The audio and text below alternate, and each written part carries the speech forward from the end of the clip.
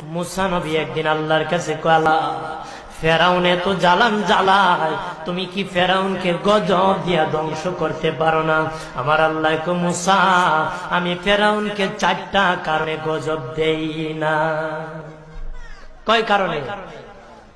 ফেরাউনকে 4টা কারণে গজব দেই না। 1 নম্বর কারণ হলো, রে মুসা, সারাদিন ফেরাউন বলে আমি খোদা, আর রাত যখন হয়ে যায় জঙ্গলে যায় করলাম আমি জানি তুমি খোদা, আমি খোদা না, কিন্তু আমারে মানুষ খোদা কইলে ভালো লাগে, খোদা কইলে ভালো লাগে। প্রভু, তাই তুমি বিরক্ত হইয়া আমার উপর গজব দিও না।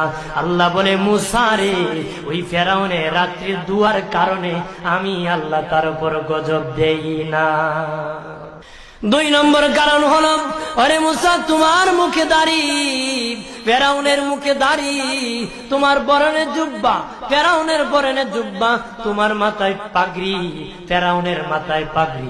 আমি যদি গজব দিই, জুব্বার বেজ্জতি হবে, পাগড়ির বেজ্জতি হবে, দাড়ির বেজ্জতি হবে।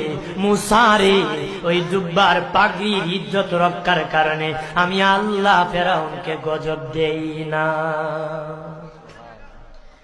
3 নম্বর কারণ হলো, আল্লাহ বলেন, মুসা রে মুসা, 3 নম্বর কারণ হলো, ফেরাউনের বাড়িতে একটা এতিমখানা আছে। প্রতিদিন দুপুর বেলায় এতিমরা ফেরাউনের বাড়িতে মেহমানদারি করে।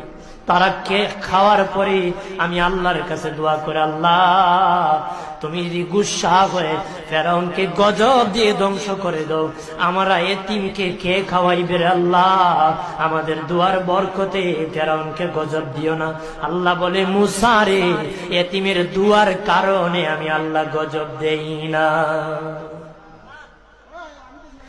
4 নম্বর কারণ, আল্লাহ বলেন, মুসা, ফেরাউনের একটা মাছ বিদ্ধ, হাঁটতে পারে না। ফেরাউন নিজ হাতে নিয়ে গোসল করা, নিজ হাতে মায়ের শরীরে তৈল লাগায় দেয়, নিজ হাতে ফেরাউন খাওয়ায় দেয়।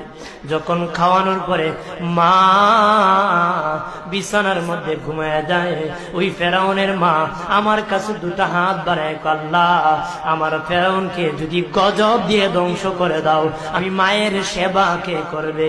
আল্লাহ বলেন, মুসা রে, ফেরাউনের মায়ের দুয়ার কারণে আমি আল্লাহ গজব দেই না।